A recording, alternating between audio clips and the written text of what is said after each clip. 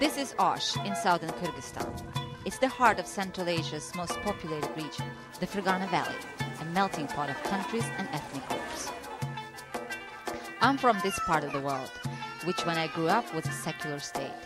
Now I've come to investigate the theme that really throws itself at you here, Islam.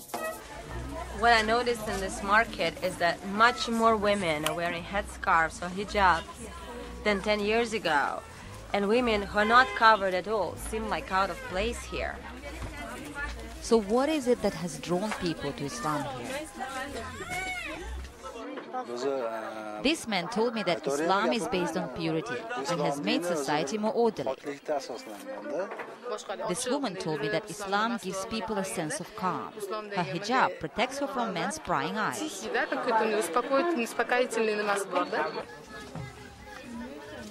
Then I found a hijab stall. Their business was booming, and they were only too pleased to fit me with one. Hijabs are really in fashion here. But as the patron told me, there is a more profound reason. If you're a Muslim woman like me, it's your duty to wear one. But this is not just about faith. The increasing popularity of the hijab here mirrors a wider political shift in Kyrgyzstan that could have profound consequences for the region. It's 6 a.m. and I've been invited to a wedding. The morning meal is the focal point of the whole day. But this is no ordinary wedding. The catering staff are from an organization banned throughout Central Asia, Turkey and Pakistan, as well as Russia and Germany, Hizb ut-Tahrir. But for the groom's family, what's more important is that the food is there and the caterers aren't drunk. Hizb ut-Tahrir may be prescribed, but it certainly knows how to throw a party. For their members, the sense of order reflects the new world that Hizb ut-Tahrir, or the Islamic Party of Liberation, offers. We are a political party, but we work differently. We're not satisfied with democracy. It is an imported ideology and one made by people. Look at what it has to offer. AIDS, homosexuals, crime, social problems. All of these are the consequences of democracy.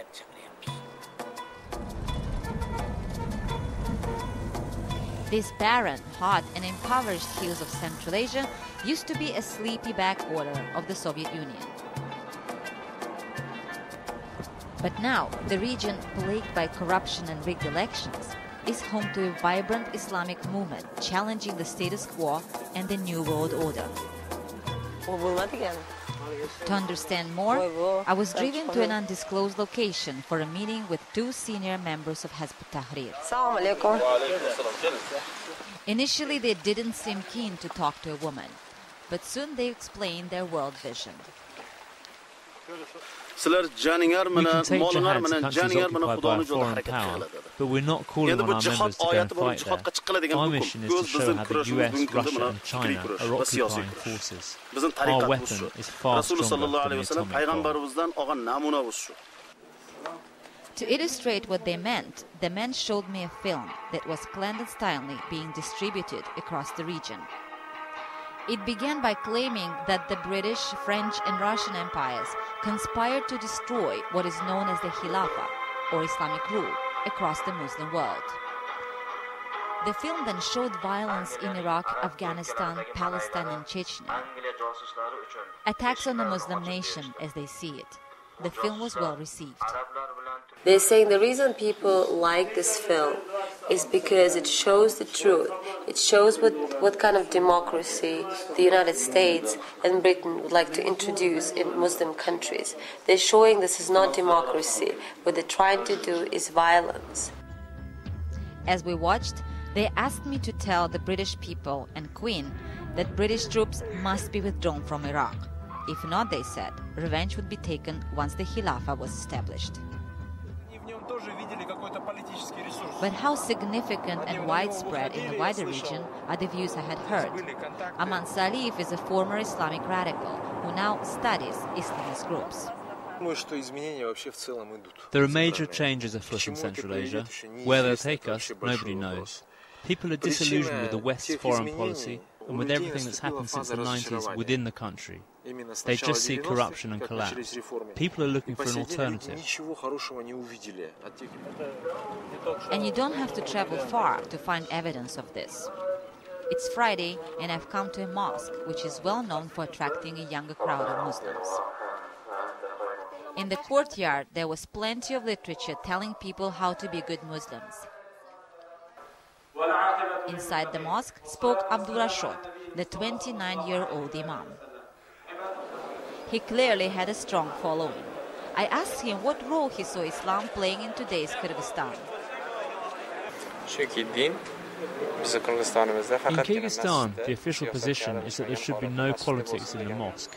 But the whole point of Islam is that it is not only a religion, but it offers guidelines to the way people should live. Islam answers every question in life. Then I asked him whether he would like to live in an Islamic state. Of course, any Muslim who says there is a better regime than an Islamic state has to leave the Islamic nation. It was evident that the idea of an Islamic state was fast gathering ground in Kyrgyzstan, for many challenging the legitimacy of the current political system. It is a sentiment that is increasingly worrying the authorities. Shakir Zulimov is the regional head of a police department specifically established to combat religious extremism. He told me Hizb ut-Tahrir was of particular concern. Until last year, we just thought that Hizb ut-Tahrir was involved in propaganda and leafleting. Then we found out members were involved in plans for terrorist attacks in Kyrgyzstan. This year, a big Hizb ut-Tahrir event in Indonesia called for a khilafah across the whole world. So we're expecting an escalation. Since the end of the Soviet Union, much of Central Asia has seen its economic fortunes, political freedoms and social development tumble. Analysts put 4 of the region's nations in the 20 most corrupt countries in the world. For many, Islam is the solution. Could it be that the next revolution here will be Islamic? The mood is certainly ripening.